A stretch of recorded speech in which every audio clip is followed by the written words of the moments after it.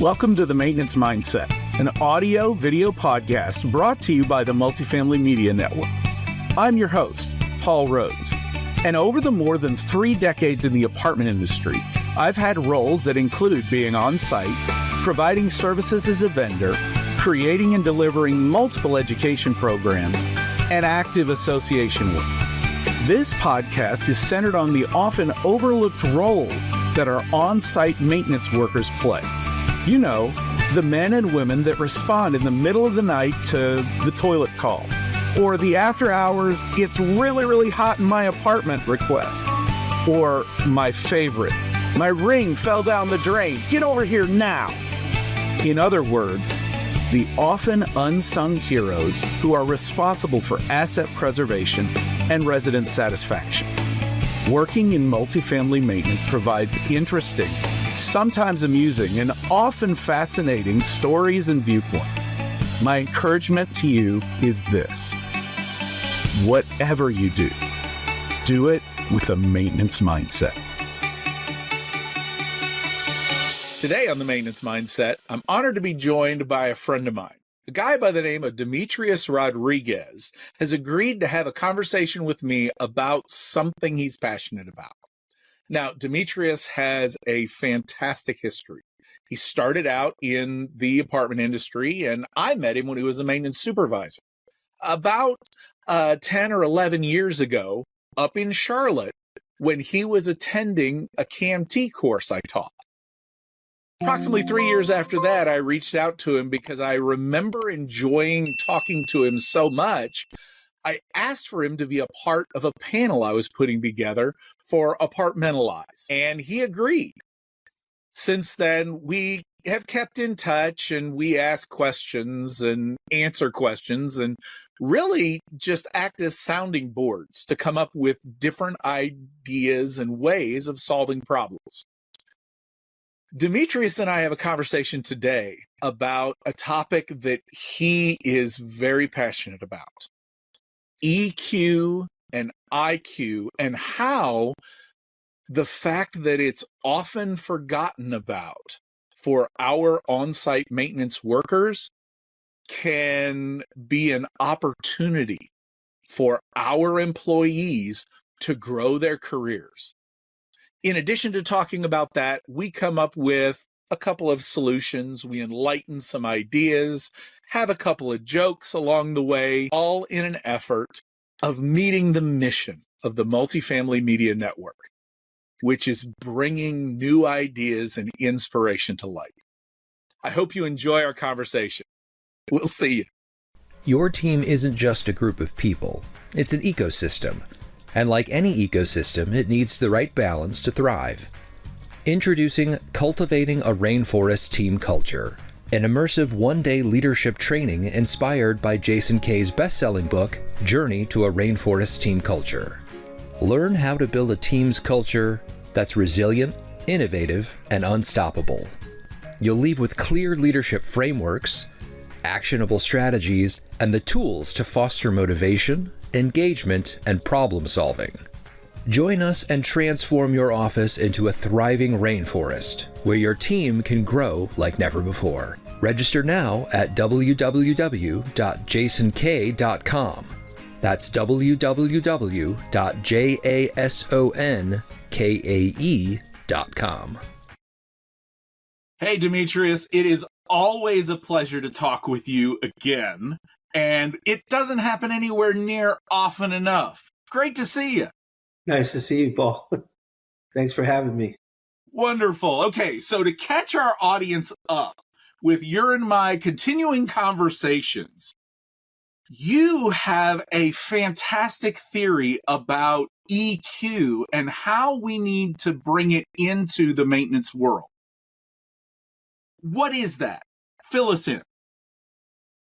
Yes, Paul. EQ is, the concept of it has come to me where, with training and getting in the weeds, as they say, with the maintenance teams that I've been in contact with, we have all the resources for them, as far as the tech is concerned.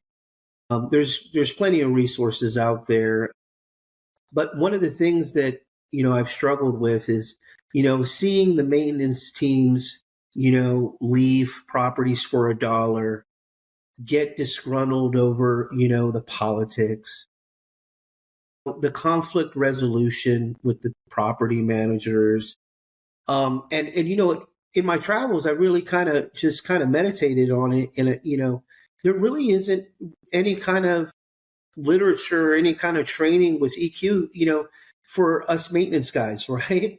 All we have is who do we have to look up to? Mr. Miyagi, the great maintenance man, and his wisdom. I mean, how do we break it down to the macho guys on the side, the guys and gals, to help them with their social skills, help them, kind of evolve in their career, but also do it in a way where they're mindful of, the strategy per property management company, the politics, not necessarily the politics, but the goal, the end goal. Every property management company has their highlights that they have to hit, and how do they maneuver to those aspects? How do they get in the limelight, get their ideas heard? We had talked about having somebody to lobby for them and kind of bring their ideas up to the table and get them a seat, and have a voice that's heard, and that's brought me to help get them to understand some basic tactics and some basic things that they can put in their toolbox that is not a wrench or not having to do with our industry, but having to do with the mindset, motivation. A dollar won't change your life, but a different attitude, a different perspective can. And so before we get too far into the weeds, then, when you say EQ, what do you mean by that? I'm familiar with EQ as a piece of talking about or discussing emotional intelligence. Is that what you're referencing? Yes, I'm relating it in the sense like a play on words to IQ, because your IQ, if you look, and I've done some research in emotional intelligence, they call it a high EQ, is a lot of times more valuable than having a high IQ. And you can increase your EQ a lot more than you can your IQ. You can work on your EQ. You can develop your EQ to be very high. And studies have shown that having a high EQ will help you in your workplace, help you in your career. It's even, some statistics even say that people with a higher EQ on companies that test make more money than those who have a lower EQ. So that's where it kind of just got on my mind to, why am I successful at what I do? Why do I have this ability to succeed in certain areas? And it's because the way that I handle situations. And I look at it like a blockchain of different positions that have to work together to be on this highway to get to where they're going. And a lot of the times we're on this island where we're being run by distraction. We're being run by, the day to day, and we're not really involved in the highways, or really thinking we are involved with the return on investment. We are involved with maintaining the assets, but let's get that on the forefront. Let's get our imagination going on how we really factor in, whether it be let's improve our service. Let's get unreasonable hospitality on our mind. Let's do something a little out of the ordinary to get better reviews, to bring more attention to the assets. So the asset managers or the owners go, wow, this property is really performing. What are they doing? And you remind me of a quote years ago that I want to say I heard it from like a piloting thing or a guy flying an aircraft, talking about that it is your attitude more than your aptitude that determines your altitude. So the way you do things is more important than what you know about doing things. Right. And right. I think That's kind of what you're referencing there. Yeah, it is. And it's how you basically, and it's articulating your feelings. That's basically what it comes down to. And that's Really? kind of looked at in our industry. We don't do that. Don't- Let's keep it moving. We do tickets and we run like the wind. But, it's kind of like the management side gets it, right? That's why we used to put the little chocolates and the little notes when we were done, right? They got it down. But, I want to illuminate, our teams and give them a little bit extra of a push and get their ideas to the table, get their, their voices need to be heard. And it's just engaging, the emotions, engaging, the attitudes. It's think of it as a bank of engagement. And Yes. you want more deposits than you want withdrawals, right? So as that's building, the attitudes change. Like you said, the attitude creates the latitude, I think is what we were getting at earlier, what you said. That will help develop them to get into the idea on the table, get their, if they may want to raise, they may want to get off call, they may want to handle the stressor that they're dealing with, but they don't know how to do it. They don't know how to really vocalize it, or should I go to the regional or should I stick with my property manager, right? We've seen it where guys will jump over the chain of command. They don't have that social conflict, knowledge that they need to resolve their problems. And what I've started to do is I've started to, develop peer coaches in regions, and it all starts with the initial contact. And what I do is I simplify it to basically, really good communication. I don't really get into the, hey, let's, have a hot chocolate and start sharing our feelings, right? Like don't get my words twisted here. That actually was going to be my next point of the benefits you've outlined. And I agree with you completely. We, as an industry, we do focus on the turning a wrench. This tool does this, or these instructions, follow these instructions to input the trouble codes on an appliance, and Right. This will give you the answer. But when we begin talking about emotional intelligence and EQ, especially for us as maintenance professionals, we are not typically viewed as being an emotional group of people. We Right. aren't really in touch with our sensitivity side. We are, by nature of our job, there's a problem. I have the fix. I will fix it. I'm done fixing it. There's another problem I will go and fix. So the question becomes, how? We got the benefits. How do we train our maintenance associates to, I won't say get in touch with our more emotional side, but how do we increase awareness of the importance for Got it. being emotionally intelligent or having a higher? I could elaborate on that. I had a situation where, and I'll give you a great example. If you look at any capital plan, bulk of your capital plan could be a reno, let's say. It's going to take a lot of, the money, and it's a lot of the project management around your capital plan. So we have sites sometimes where things are being delegated and there's a lot of moving parts on the property because of this reno.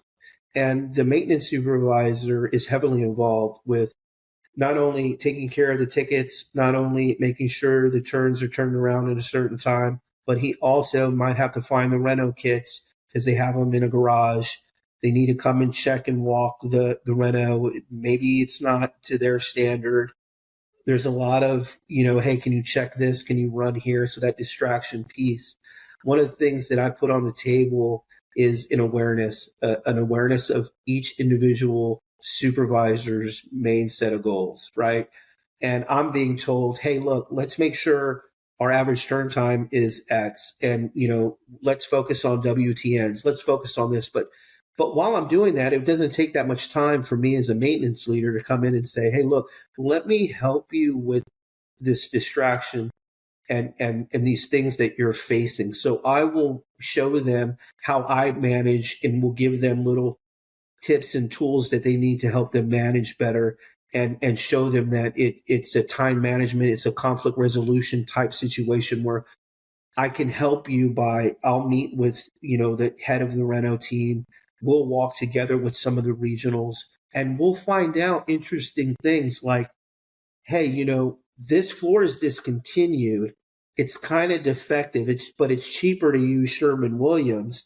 Let's keep this as attic stock. Let's bring in Sherman-Williams so we save money cumulative. Now I created, some growth there and solved one problem. But then we also got visibility that, hey, this supervisor has been spending a lot of his time managing this project. Let's get control of it. Let's take a step back and let's reroute them.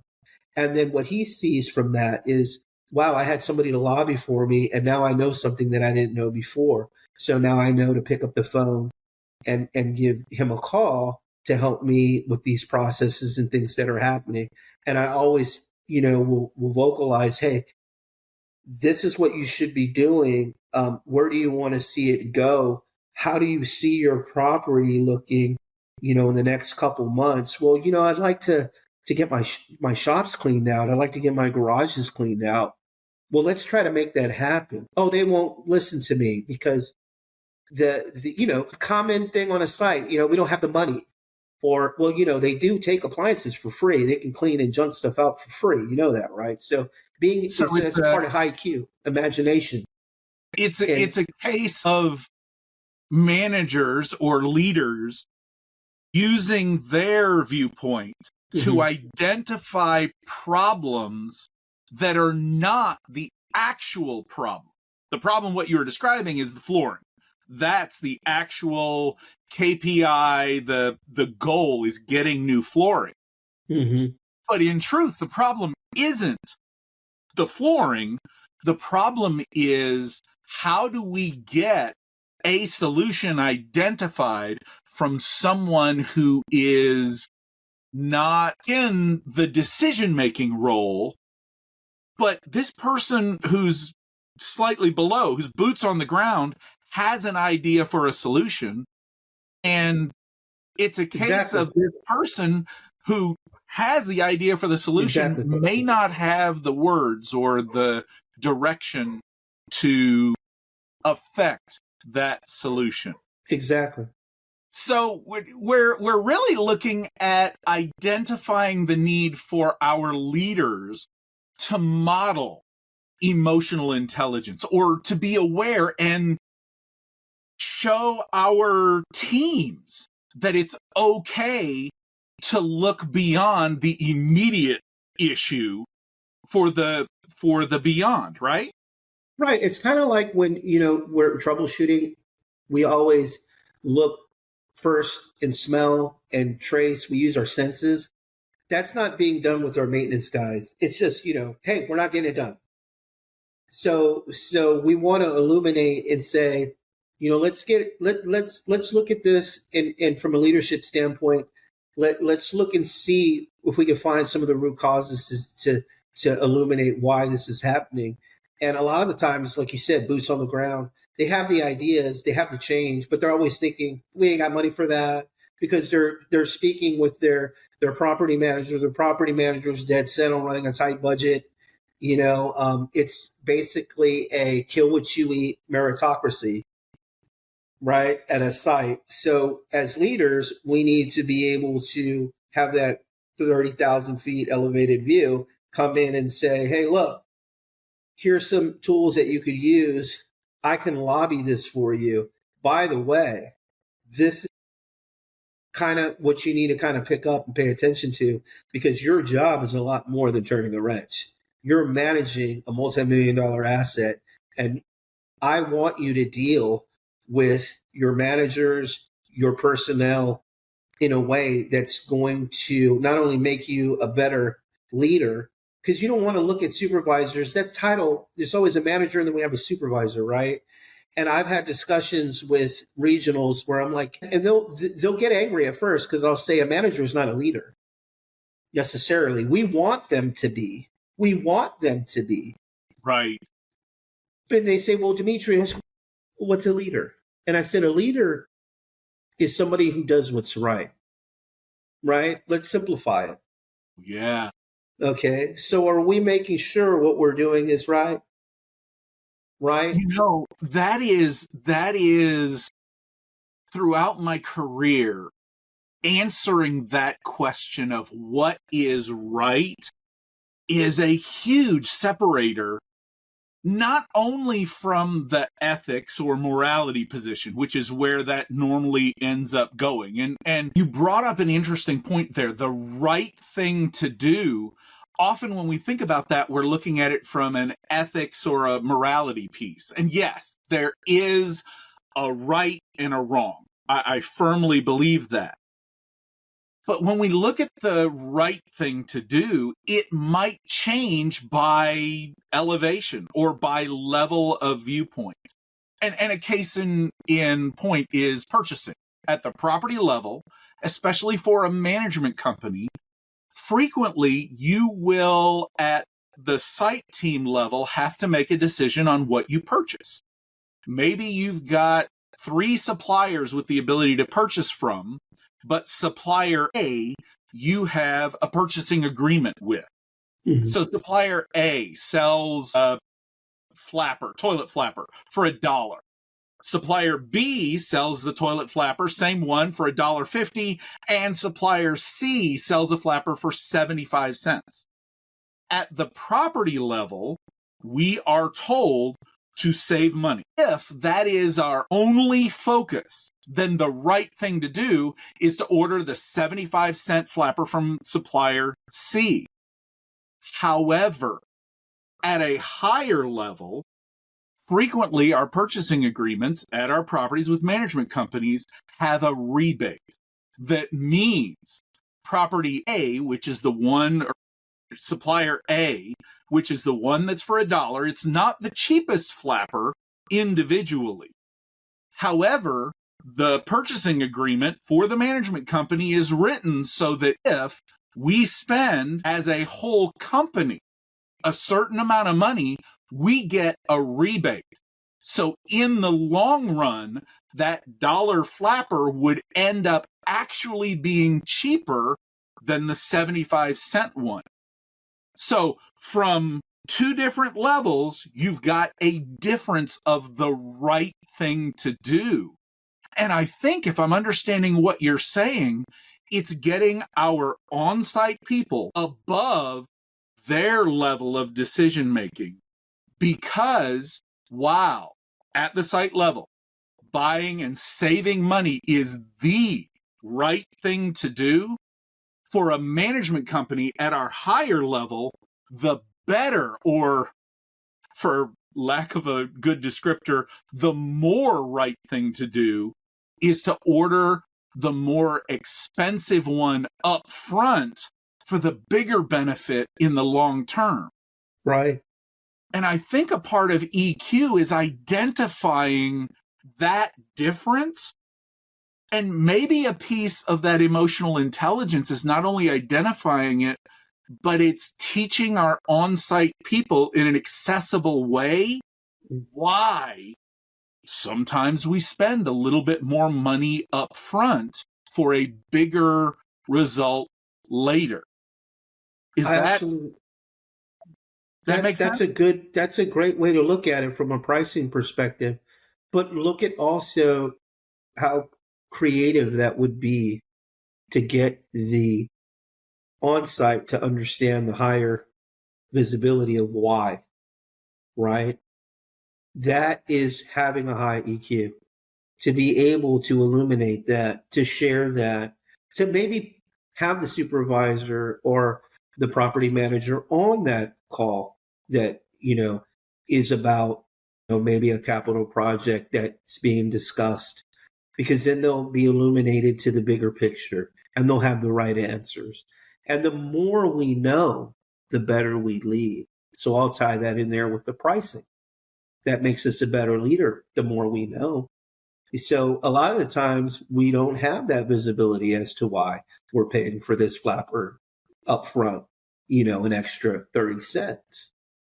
So those things, as we work on getting a more creative on-site team, those are aspects of the job that they get to really think about and say, hey, I'm really getting good at managing. I'm getting really good at understanding this piece of my job. And that will give them the desire and give them the intelligence to maybe jump up into those positions, even get into project management. I've seen where maintenance supervisors want to get into the project management side and less so on the regional side because they have a knack for that pricing aspect. They like to negotiate. They like to vet and do those things that those project managers do.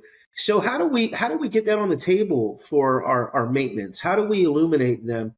Back to what you were saying, to having a high emotional, intelligence. It's by letting them know that, a lot of the time we look at, jumping to a position because of a pay raise or jumping into a position because of, benefits or a apartment discount. But really it's looking at the longevity of your career and evolving into maybe, a higher position, getting there organically and getting there, building relationships. The old industry saying, this is a small industry, don't burn any bridges. That's an emotional, intelligent, look at our industry. A lot of our maintenance guys feel empowered because they have their EPA card and they can work on the machines. And I used to be in that mindset where I can work on these machines. They need me. That's what I used to think when I was, I'm pretty much can work anywhere, get in an apartment, and I love an employee lease. I can flip homes on the side because I can break my lease anytime I want. I have housing discount. You feel empowered right away just being in maintenance, especially as it's evolved into a very lucrative, almost a white collar job with some of these supervisor positions in major cities. But I want to build basically a brotherhood that kind of knows that, hey, you can step into the corporate world from your position and make good relationships with owners, reps, and be illuminated to things that make you enjoy your job, to where you're not necessarily doing it for the money. You're doing it because you're actually making a difference. You're creating solutions that are innovative. And, I could take you back to a time where you remember when the 410A, the Goodmans, they were the pressures, the air handlers they were getting leaks everywhere because of the pressures early on in the industry. And I was working for Greystar at the time. And I remember just changing out so many air handlers. And then when they moved the plant to Texas, we're waiting on these replacements. So here I am sitting in my maintenance office just thinking about stuff. And I noticed that HD sold the whole package unit with everything in it. And I looked at the pricing, back to the pricing. And I said, wait a minute, this is almost as much as just a little bit more than the coil. Right. So if I order this, I'll take the coil out and I'll get a free fan, contactor, get all this free stuff. My assistant included. You still had to pay for it. It wasn't free, but it was included. Right. That's the creativity, though. Just my imagination will run away with itself. And I remember my assistant going, if you have me install that, I will quit. And I said, no. I want to take the coil out. So believe it or not, we started doing that and stacking the parts. And I remember a rep saying, you're going to start a whirlwind. You're going to start a whirlwind doing this. And then they stopped doing that. And you have to buy it now with install. That was a change. I remember that it said with install. Like I couldn't get it separate anymore. And I remember that. And I was like, that was a great run while it lasted. But, that innovation and creativity is what leveled me up and not only got us more hand to brain, work, increased our craft that we're changing these units out, taking them out. I have projects for all my techs, and all those guys on that site are all supervisors to this day.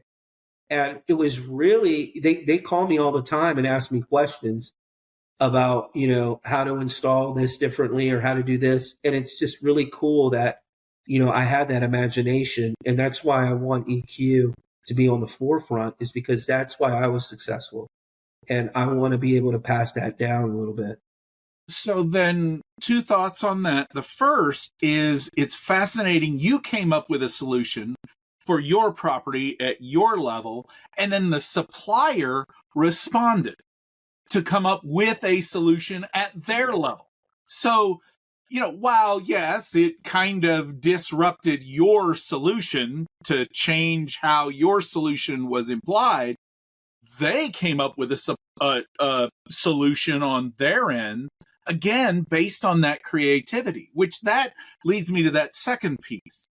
How then does a leader for the traditional, career path for maintenance right now, if there even is the traditional career path is grounds technician, assistant supervisor, maintenance supervisor, regional supervisor, then up into all the various corporate levels into manager and director and those sorts of things.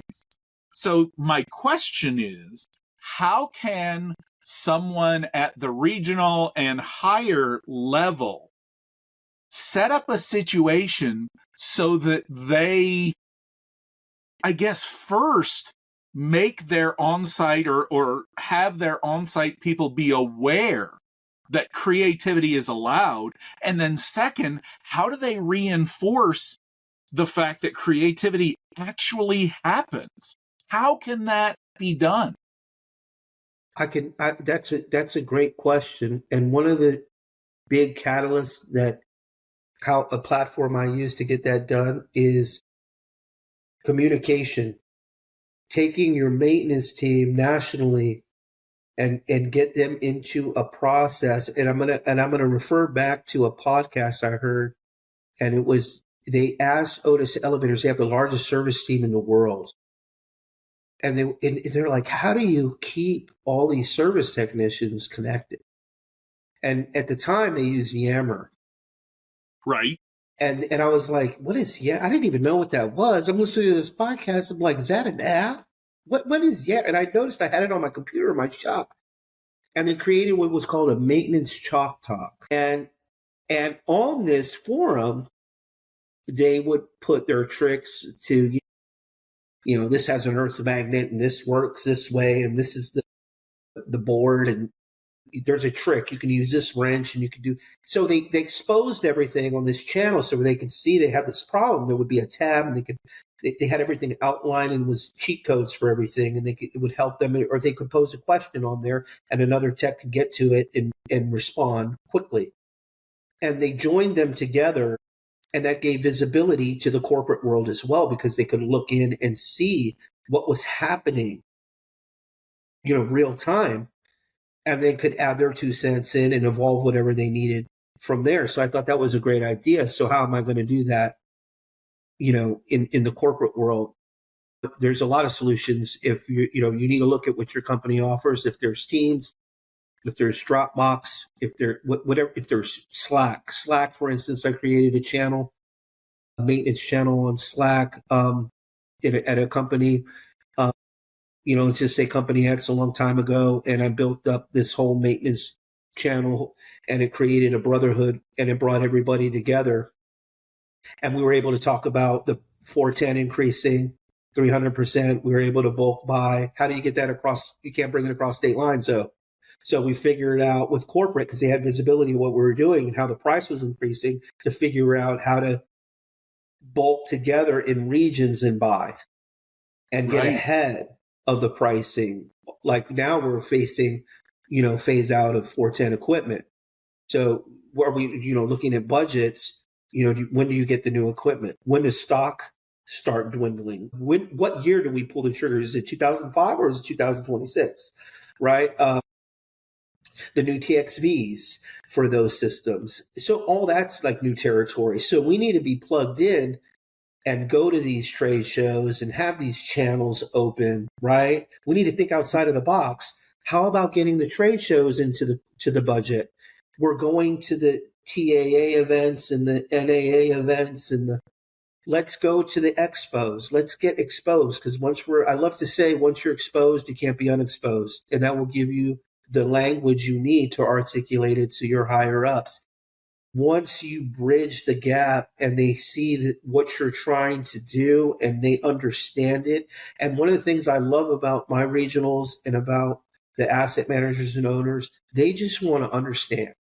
And they rely on our expertise to tell them and get them to a place where they understand the benefit and why they need it. And you can do that by connecting your teams together, and then they feel that they have a voice and they're heard. So instead of just getting a pizza party and a pat on the back and having a cold one out in the parking lot, now, you got Tom all the way in Nashville reaching out to you, and you made a new friend and you got a buddy. So you are identifying a large culture shift, really and truly. And I think this is probably a shift that is beginning to take hold. The fact that our maintenance professionals on site really need to begin looking out of their individual property. I can remember when I was on site, granted, I admit this gray hair, I come by it naturally. I left on site 19 years ago. And I can remember being on site at an individual property and talking with my leaders. At the time, we didn't even have a regional maintenance supervisor, regional maintenance role per se. We had what were called senior maintenance supervisors. Okay. To where they were a maintenance supervisor that carried the responsibility of their property, and then 3 or 4 properties around they helped with, or kind of had some dotted line responsibility, but it wasn't a regional position per se. And I can remember having a senior maintenance supervisor tell me point blank, you don't worry about what somebody else is doing. Don't reach out. Don't worry about it. I went to an association training event here in Atlanta, got my EPA, went to an electrical class, but there was zero encouragement to stay in touch with classmates or to reach out to even other maintenance supervisors within my management company, to where, look, what you're doing is what you're doing. You do you. And that was the mindset. Paul, and that's great. That's changing. That's great. And, I'm glad you brought that up. So I have a situation. I'm so glad you brought that up. And this will be great for anybody who's listening this will really put it under a microscope. I had a situation where it's exactly like you said. And also, too, there's companies that don't have regionals, right? There's management companies that don't have regionals or heads of maintenance. And the regionals, they do a great job, right? I'm from the old school where my property manager, they always rule with me. They taught me so much, and I have so much respect. So I look at the regional managers the same way. I have to change my mindset and turn the maintenance off, because they're running their sites and they haven't had a maintenance leader run their sites. So it's territorial. So you have to tread lightly, and you have to be very respectful, and you have to illuminate as you're listening to their ideas, because a lot of these regionals are so smart and they're so good at what they do. You have to learn how to complement their system and also illuminate their on-site, so that you can put, and here's the example I want to get to. We were dealing with WTNs and writing offline POs and making sure we had POs for everything. And I noticed that one site was doing so good when I looked into one site, and I said, I need to figure out what's happening here, because I want to have a call and I want to bring all the managers involved, and I want to dissect this because they're doing really well and I want to know why. And I come to find out that at this property, this regional came up with this process where all her different floor plans were laid out with pricing. And all the extra cleans were laid out, and all for everything was set pricing. So those offline orders were right on time because they had the visibility out in front of them. So what I did was I did a Zoom call and highlighted the supervisor and managers and regionals expertise to help the supervisor with his day-to-day operation and know the right widgets to hit so that it looked good from the asset manager side, from the metric side, and the look on the manager's face to be able to bring it across the board was a great ideal for these supervisors to see on this call. Wow, this is how this works. There's inventive ways that Demetrius or these regionals will bring to the table and show everybody. And then from there, we can get all kind of input. And another manager from another region said, but guess what else? There's a widget here that when you're done with your whiteboard, just hit this widget, because you're forgetting to hit the widget. So you're done on the whiteboard, but your metrics looks bad because your average day turnaround, you didn't hit the widget. So guys, let's all hit the widget. Let's let's hit the widget, right? And then they're like, man, we're not hitting the widget. That's awesome. I can do that, right? And then now they know something they didn't know before. We incorporated collectively, we won. Collectively, we won. Are your team members satisfied and engaged? There's a difference, and it matters. In today's competitive world, building a team culture where satisfaction and engagement work hand in hand is the secret to long-term success. At our training session, we'll show you how to create that culture. Inspired by Jason Kay's groundbreaking leadership framework, this one-day training gives you practical tools to increase employee satisfaction and drive deeper engagement. It's time to rethink your team culture and get results. Seats are limited. Register today for Cultivating a Rainforest Team Culture at www.jasonkay.com. That's www.jasonkae.com. I think that is a huge piece of it, is that we live in a world that is data centric. Everything for many, and I recognize here that not all properties are on like One Site or Yardi or Resume, right, or all of the various data platforms, but they're getting there. And there are apps and technologies that are coming into play to assist with that.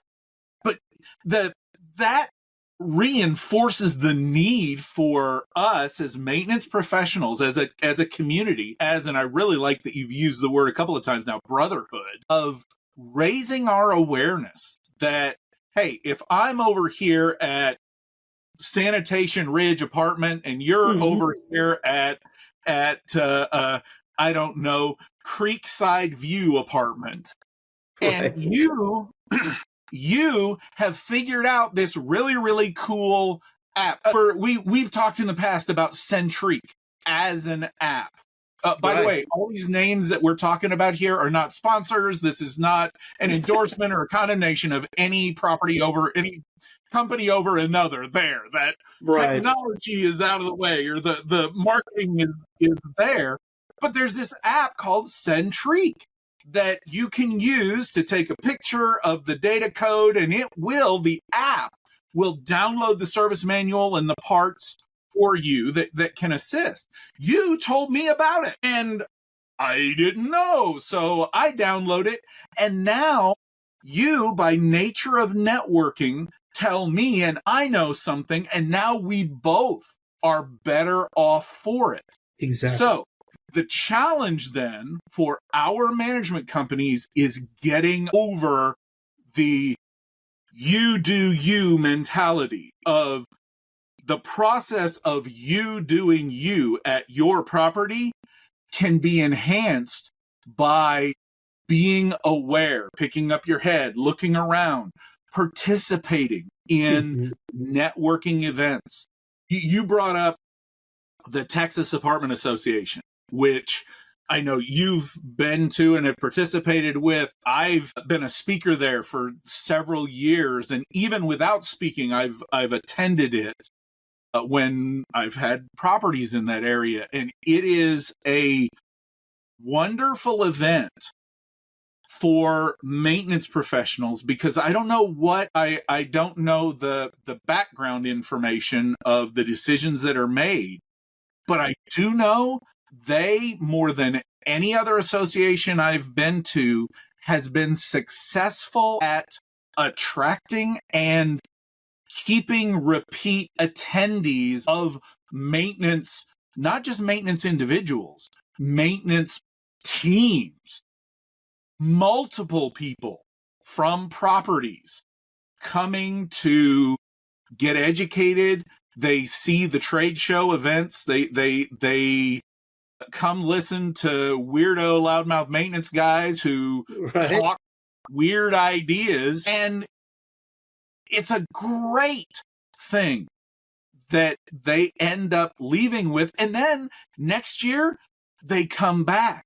So it's elevating their view from just their property to looking across the landscape. Yeah, Paul. And, I'm glad you brought that up because, there's an old country saying the money's not in the oak, it's in the acorn. Ooh. And I just want to say that I feel so privileged to be on this call with you because somebody will listen to this and it will illuminate them. And I remember listening to different people in the industry on these podcasts, and they would paint this vision of a maintenance manager because that was my goal. I thought, wow, all the complexities, hearing from Paul, hearing from Adrian, hearing from different voices, from Chris, all these different voices, you get a sense of something bigger. And that's what I love. And I recommend that you go to these events and network, and we've talked about this before, but, that's where I met an outreach partner from Camp Hope, was at this TAA event. And, I'm really big on veterans, being a veteran. And, that's something that's, really hits my heartstrings. And I look to engage and partner there. So that's, if I didn't go to that event, I wouldn't have made those contacts. So, and I remember that day, nobody wanted to go. And I had to catch a flight out. And I said, no, I want to go. Because I love going to the trade shows just to talk and see what's going on in the local, area. And it ended up being really impactful. And I met some really good contacts. So, sometimes you just gotta go. You just gotta go out and you gotta get out there and, you gotta listen to Paul rant and rave because he might drop that jewel on you. He might drop and something could explode in your brain and you'll go, hey, that's the piece I'm missing. I remember somebody just dropped what they were doing and I thought they were getting a brain freeze because I was talking about, and I've heard you talk about it, entropy of buildings and building science, because it's a science, it's a building science. And I was breaking down, how things will go back to this least resistance and the importance of preventative maintenance. I was on a preventative maintenance kick. And I really, got the team pumped up. But one of the guys pulled me aside and he said, you said building science. And I said, yeah, I did. And he goes, that's not real. And I said, it is real. You can major in it. Auburn University is not a plug. I'm not getting supported by them, but they have one of the best building science schools in the country. It's a real thing. And, he just went down a rabbit hole with it. So that's part of the process, is just illuminating them to other options and things that are out there. Getting engaged will make you more creative. It'll help you, if you have a problem with conflict resolution, there's some things you can study. There's some ways around certain, aspects that'll help you be better at your career, help you push your ideas through, different tactics, but always know your companies. It's just like, I think, one of the core mottos where I remember, professionalism, accountability, service, trustworthiness. Yeah, that's a mantra. It's from one company. Learn your company's mantras, because they're guideposts. Learn how to maneuver in your company, because you might, like you said, they don't have one site. They don't have Yardi. You might have to use that Excel sheet. You might have to get creative. And that's what I'm bringing to the table. I like to get outside of the box. And I've had regionals say, well, Demetrius, what do you mean? Like this emotional intelligence thing, like, give me an example of some creative ideas that you can really build out to a level that's like top tier level for a corporation. And I said, sure, I got one, and I'm trying to work on it now to dust it off a little bit and get it going. But, using Dropbox, right? We use Dropbox all the time for certain things, simple tool. But how about giving your sites an Excel sheet, and let's get a mechanical list on here. Let's get a list of all the mechanicals, make and model numbers, right? It's not that hard to do. You can get this list. You can keep it in Dropbox. And what does that do, though? Well, let's get the mindset of why do we color coordinate our shops? So if we get somebody who's floating, they know where everything is, right? We want to keep things organized. Well, if we keep our mechanicals organized, and we know what, this is a 2.5 ton, 1.5 ton stops there. We have a 75-gallon water heater here on the second floors only. We know the make and model. You can study up on that property before you get to it. You'll know what's there. Oh, it's a straight cool system. It's not a heat pump. Let me get my head wrapped around what I'm going to walk into.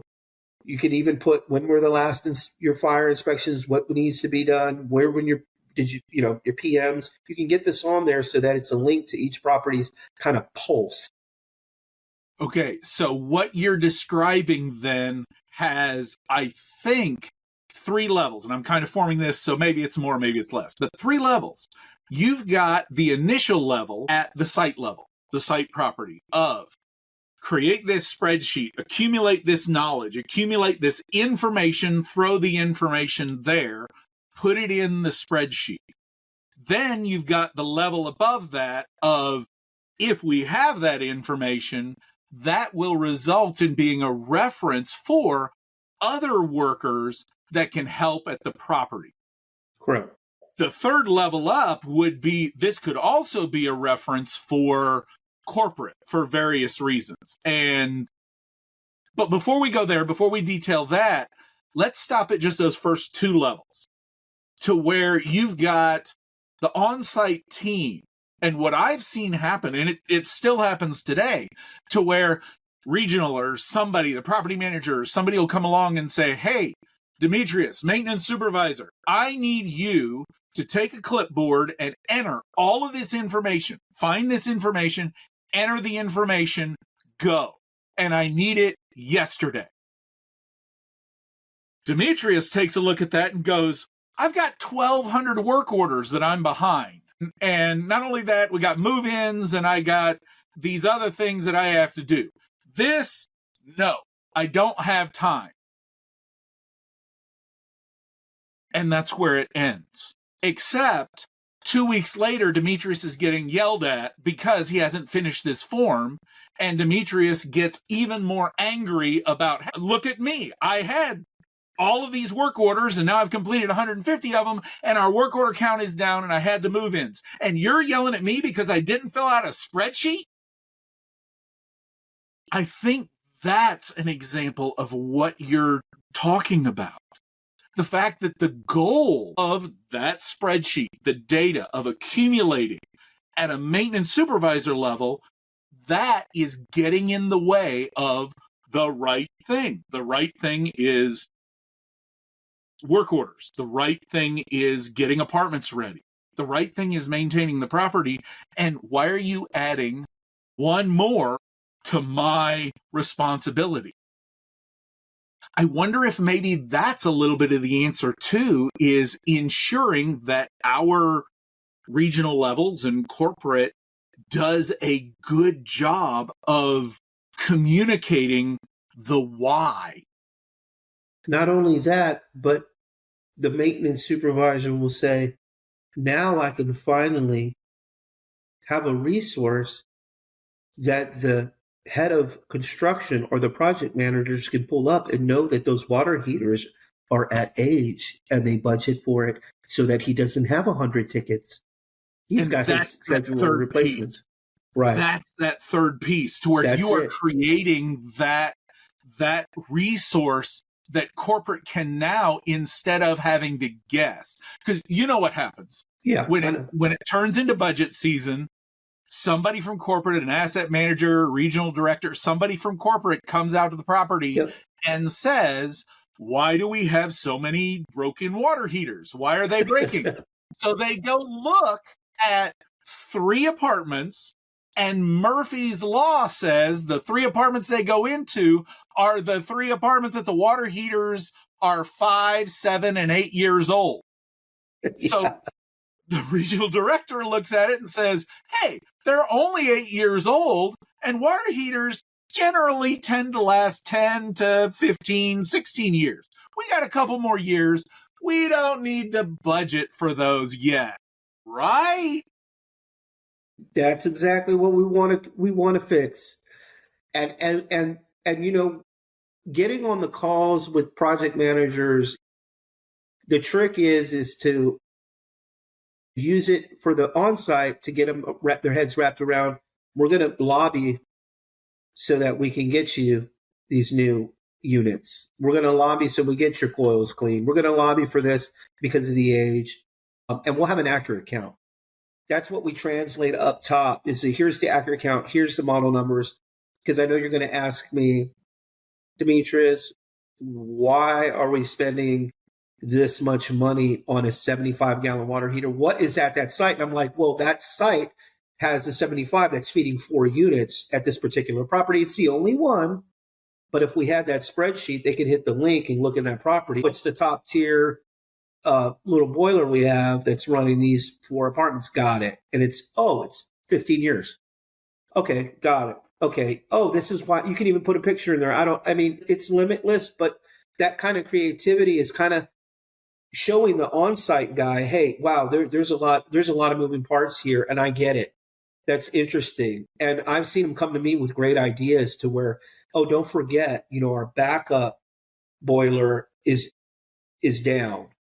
Let's, should we, this recirc pump isn't big enough, because I'm bleeding it over here, and I put, and they're doing the tricks to make it work, but let's get that on the table. Well, no, I don't want to say anything. Well, no, this is how we're going to do it. And that input and having them on a channel and having that collective brotherhood, that community, like I said, talking and interfacing with each other, all these ideas get filtered into this aha moment, eureka moment, where it's like, okay, we should do this because this will cut down our tickets and this is going to make our life easier.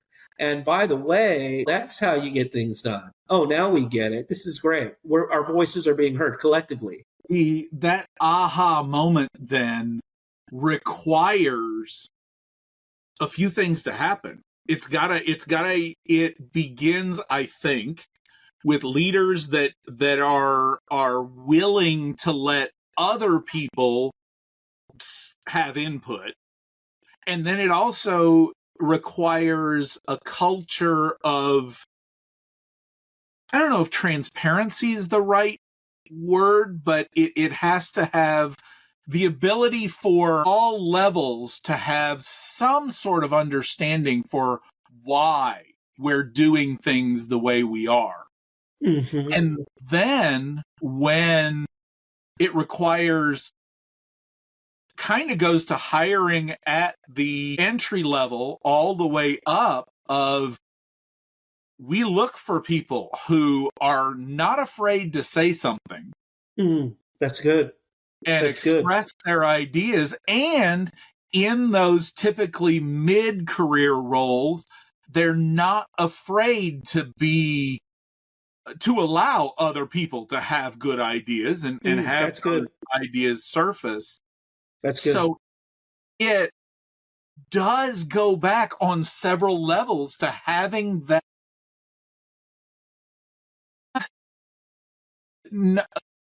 it is emotional intelligence, but it's also being able to put our own egos in check to where we don't have to be the smartest person in the room. We don't have to be the ones all the way up the corporate ladder.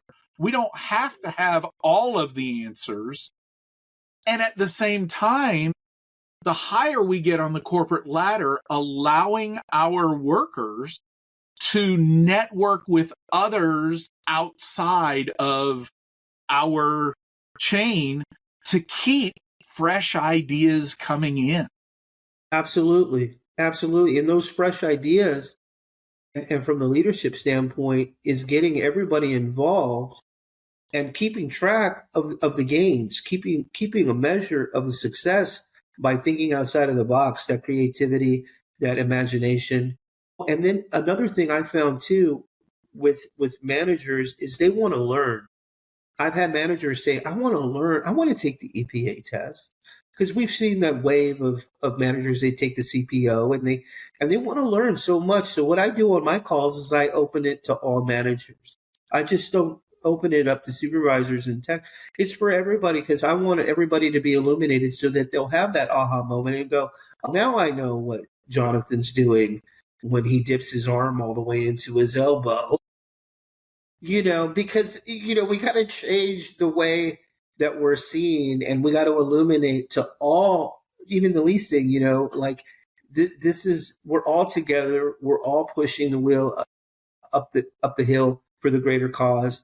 And we all have a major part to play. Like I used to say, you bring them in and I'll keep them here. That's what I tell the leasing agents, you get them in here and I'll keep them here, With them being residents. Well, yeah, like you bring the residents in, you sign those leases. I used to joke and say, how many leases you get today? 6, 7, 8, you get them in, I'll keep them here. That's how I used to, that's what I would tell myself to get everybody hyped up. But that kind of communication and paradigm shift is using a different side to motivate and collectively win. And I think if the cultures of each property management companies, like what have we seen with the revolution with leaders and companies with LinkedIn? LinkedIn's become more of a platform of everyday life, live, expose, to really identify leaders, to identify, you want to relate to them. Everything's got to be relatable. We have to have that culture all the way down from the top to the groundsman. And so even just that one statement you made of, you get the residents in here, I will keep them. That right there is an example of what we're talking about. To where you at the property level understand the why one step up, the reason why maintenance is. Yes, building science, entropy is job security. Things are going to break. I need to be there to fix them. You need me there to fix them. But the fact that I am fixing them, that is a benefit to my residents, that one step higher. By benefiting my residents, I am I'm demonstrating the fact of, you know what, you don't want to leave here because anywhere else you go, they don't have me. And I fix stuff. Right. That's that level of getting up. And what our premise is, what we kind of keep going back to, is the need for our maintenance teams to be aware of what level up. And I also believe a level out, meaning the rest of the industry. That's where they find out about the app, the technology, the new way of doing things that might work at their property.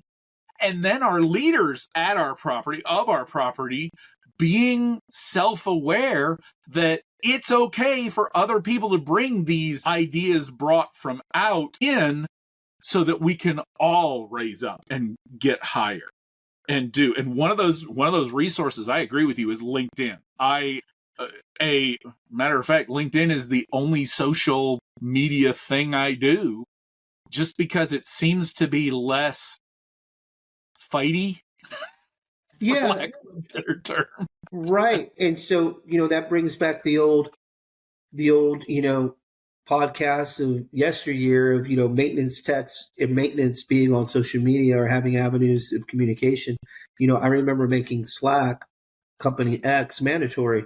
And the reason why I did it was because I wanted all communication on Slack. I didn't want, because a lot of distraction is from the office texting, Mrs. Johnson's garage. Hey, Tom, can you go get Mrs. Johnson's garage? It's not recorded. We are not getting the data. So I want everything transparent. So that created, they have no choice. They downloaded it on their phone. They're getting paid for their phone. I got you. You need all communication on Slack. So that illuminated the, everybody to what everybody was doing, which brought everybody together. And it really helped push the initiatives that we were setting to where everybody was on board. Because that's another part of the piece, is that with practicing a high EQ and being aware of, all the different situations where you can empower and create in your field, you also have to have those talks with your managers and include everybody in to the processes. It doesn't have to necessarily be an EQ set guideline like self-awareness or all the little words there, but it could be the ideas. You're using the methodology, but you're just incorporating it into a mission, and the mission is doing what's right for that property to get to the next tier. And the collective creative process that everybody's doing, you're inadvertently doing it. I'm getting Paul's input, which is shifting it this way. Then I'll take it and I'll put my thin crust on it. And then, you put your mozzarella right here. And then we just got this perfect digestible pie that everybody can eat. And it all works out. And it was just a master plan. And everybody was involved. Are we doing that? Are we? Yeah, by pizza. I'm getting hungry, I think. But I mean, are we? Yeah, I'm getting hungry. I think I got a weight problem. I can't wait to eat. But that's right. But and then being in property management, I ate pizza every time I did good. So they trained me. They brainwashed me. Well, apparently that's all that any gathering of maintenance guys and gals, you're required to have pizza. Exactly. Which, by the way, public service announcement, do yourself and your maintenance teams a favor. Find a local catering company, find a local deli, find anything other than continually ordering your maintenance technicians pizza. Yes, your maintenance guys and gals will eat pizza. I love pizza, but it's very, I'm in shape. Round is a shape. I'm in shape.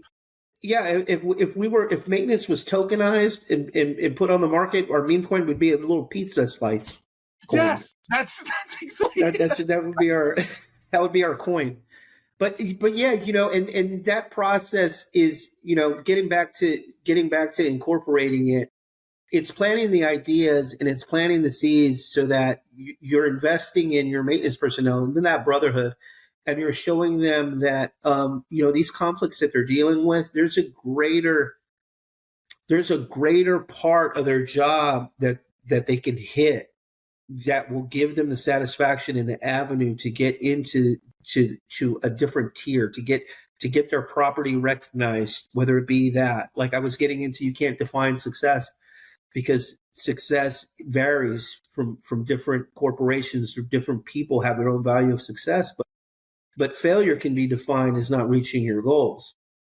And for me, that mantra, thinking about that, isn't necessarily like failure is bad, limit failure. because people fail forward, but it's looking at absorbing bad habits with good habits and looking at ways you can change production, look at efficiency, look at how you say things is very important.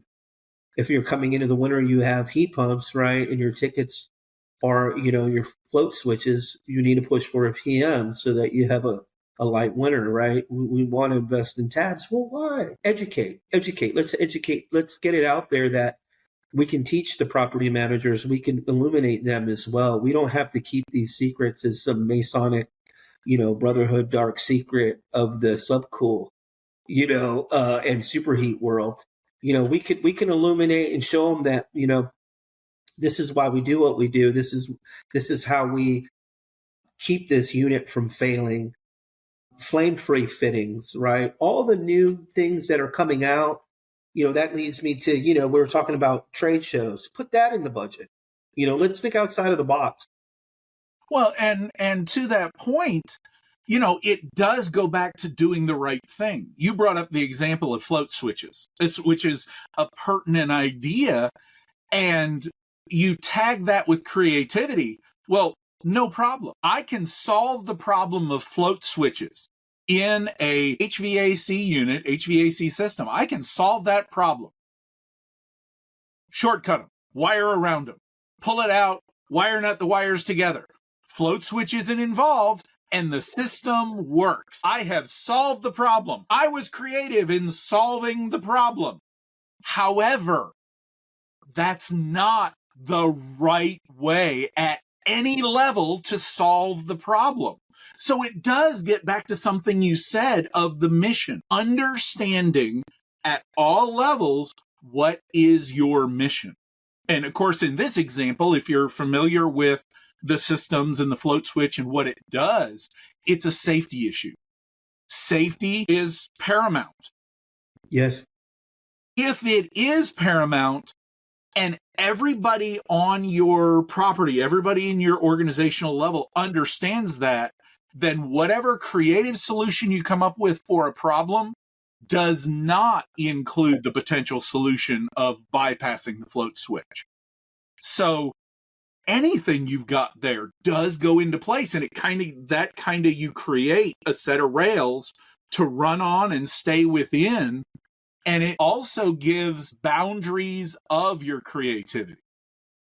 Right. And I'm going to steal something. I've been told I have like a photographic memory and I remember a lot, but you said something, and I think it was in a conversation a long time ago, and I use it to train when I train throughout the country and with hiring too. One of the things that has always puzzled me is when somebody wants to get their EPA and they want to handle refrigerant, right? You know what I say now? I say, let's check out how you use a meter before we get into the cool stuff. Yeah. Yes. You know how many times, and that's what I mean about expanding our network and getting out there and getting this stuff out to the public, because it's going to save money and it's going to safety. It's going to keep somebody from getting hurt. I had a guy many times I asked him questions about a meter and they seemed to know, or they seemed to get it on the test, but I just said, hey, what kind of meter do you have? And I can't tell you how many times somebody didn't know what kind of meter they used. So yeah, having those rails there and having those systems in place, and that's what HR realizes, wow, Demetrius, interesting, because they think it's a license, right? We've had people, do you have your license? They don't, right? And we're sitting here like, whoa, let's pump the brakes a little bit. Let me get involved. What kind of parameters should we set? Well, we should, either we're the gatekeeper or we're the final say, so we can run through and make sure that we're getting the right personnel. Because we want to, if you start off right, you end up right. I want to help. It's not like I want to not hire you, but I want to help you be safe, and I want to show you how great, it can be by going through the right processes.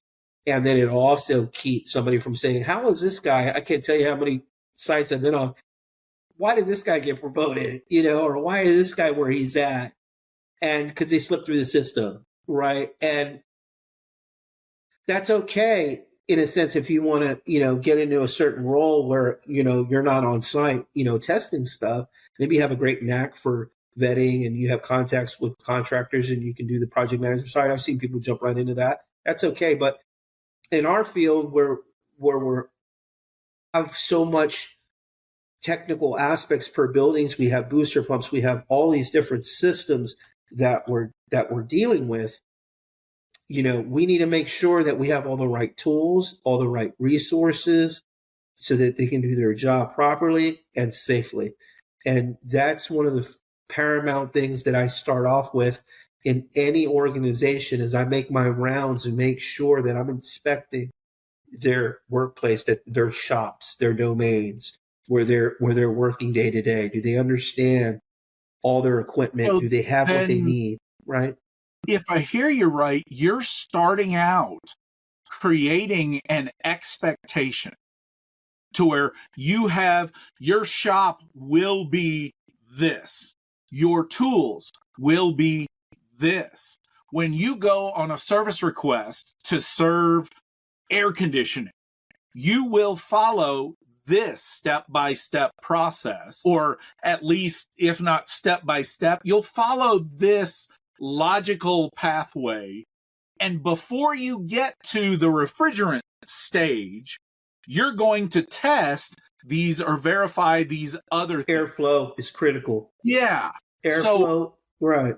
Across the board from a expectation standpoint, and we're just using air conditioning as a standpoint. Every time you go to look at a dryer, you look at this. Every time you go to look at a faucet, you look at this. So we almost have to have our technicians master those level of expectations to start the job.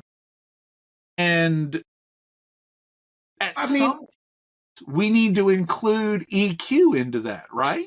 The EQ comes into that where I'm looking at each individual property. And for instance, one property, well, we don't have these cartridges. They discontinued them. The solution is a ProPress. Right. To adjust it, and because we're spending, $1,800 to get a plumber to come in each one, this is how we're going to do it. So now we got approved for a ProPress. You didn't have that before. We're saving this company. We're saving now $1,800 per unit over the long haul, cumulative. We're making it here. But you didn't have nobody lobby for you. You didn't have this tool. You didn't have XYZ. So I'm kind of like doing an audit as well as to see where everybody's at, engage where everybody's at, as a team, and seeing what are the aspects that they love most about their job and what are some of the tools that I can equip them with. And then also, if I can, like you brought up the HVAC, illuminate them to different things. HVAC school is a great resource, giving them resources in what they like so that they can come to me and say, hey, Demetrius, I really, was interested about this Delta T thing. This Delta T is really cool because I know now how to measure, my differential from, what's coming out of the vent to the return now. And I check that first. That way I don't have to put my gauges on anything. And I'm like, okay. So now he became a better teacher. Now he knows a little bit more. So what I'm doing is I'm doing an audit. I'm making sure they have the things that they need.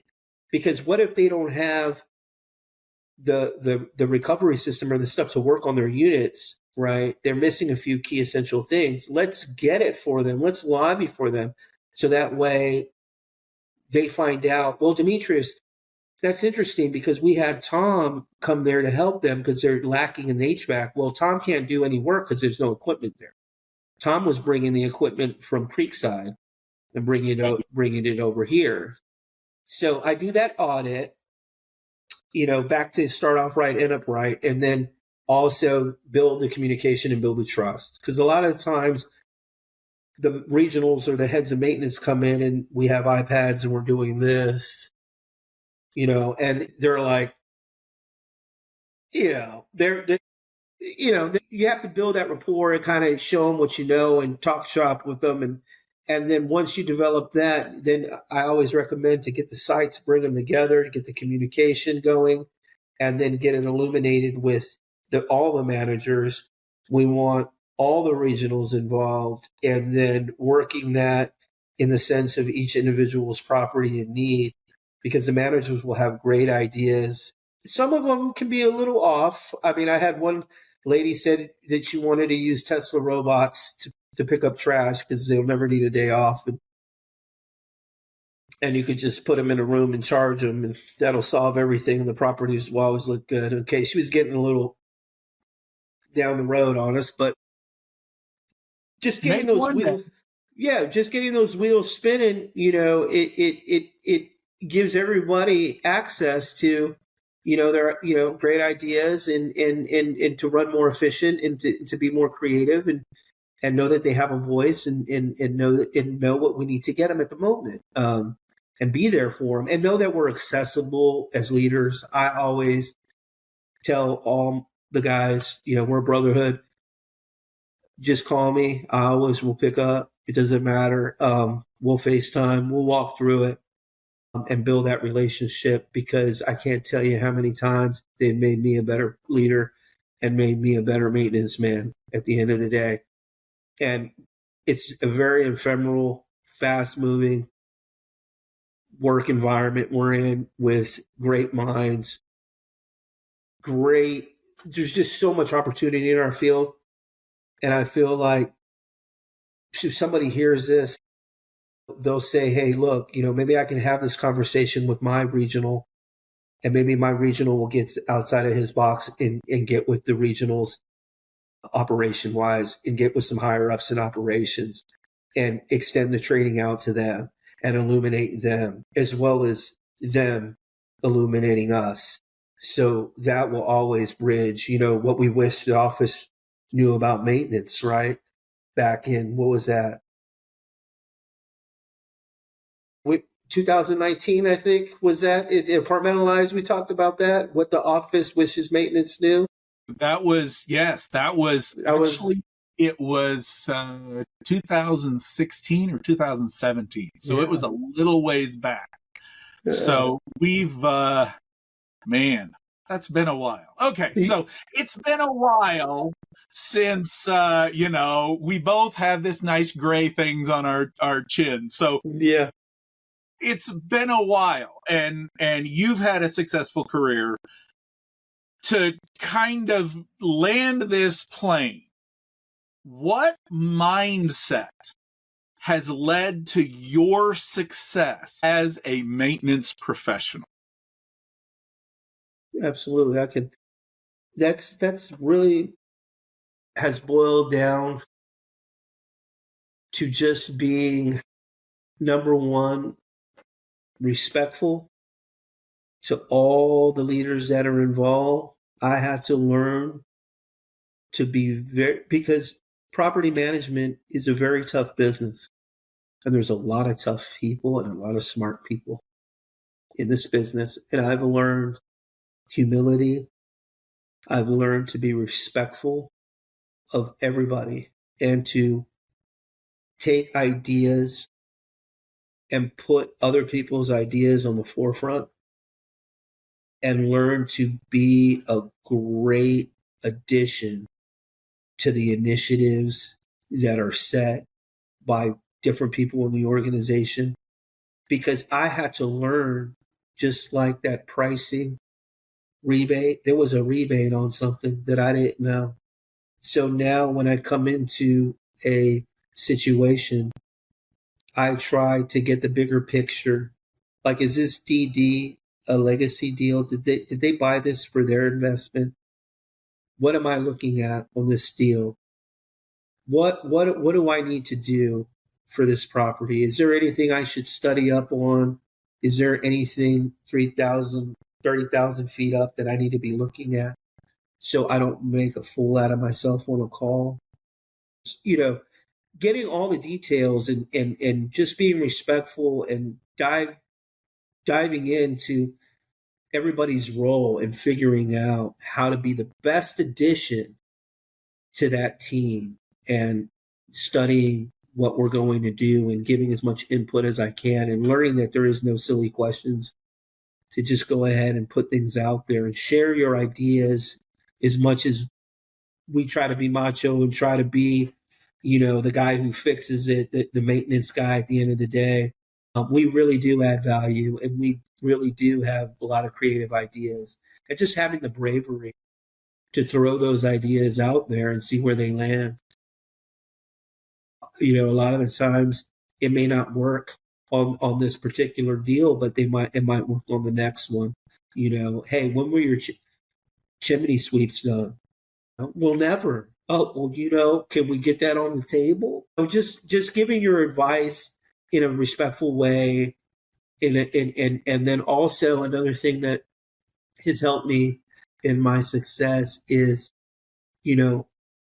having a solution and being creative.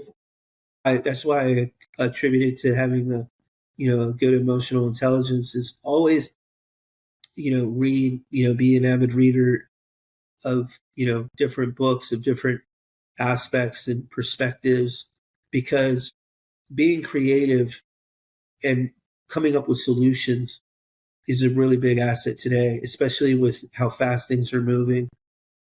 And, you'll see that people will really listen to you, and they'll rely on your expertise, and you'll be able to make a difference, but also, incorporate everybody in it as much as you can. That's one thing that I've learned to do, is try to let everybody know what I'm about to do and why, and set them up for success. It's kind of like when you get your seal coating done at your property. You got to let the residents know at least 2 weeks in advance, So when you have these ideas, just don't bomb people, just think about it, let it marinate, and bring it to their attention and see what they have to say, because they could take that but refine it a little bit in ways you never thought could be refined. Open-mindedness and having that bravery and that respect and putting that on the forefront. And then also another thing too, I'm really big on this, is being hospitable, having that unreasonable hospitality. That's a book, just too, by the way, plug. Going above and beyond. And that's just not with your residents, it's with your managers and your higher ups to be able to feed off the energy and get new things. I say things, don't take it out of the oven quite yet, Demetrius, because, those ideas need time to bake, and everybody needs to have that input. So it's just, I'm gonna interrupt you there, because these ideas, we need to bake them and have you back on another episode to do that and to fill in, because otherwise we're going to keep this going for quite a while. And I think that is a testament of just how enjoyable it is to talk with you and share ideas, and just to have the understanding that Demetrius's maintenance mindset is respectful application of creative ideas to get across emotional intelligence. Demetrius, thank you so much for joining me today on the maintenance mindset. And it's been a fantastic time speaking with you. Audience, thank you for joining us today. And I hope you have a fantastic rest of your week. And I will see you someday. Thank you for listening to this episode of The Maintenance Mindset. I hope you take away ideas that apply to your current and future career goals.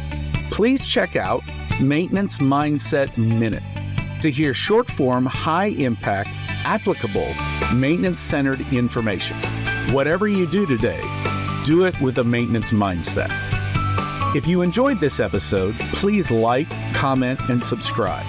Visit multifamilymedianetwork.com to learn more about our other industry podcasts, thought pieces, and sponsorship opportunities. I'll see you somewhere.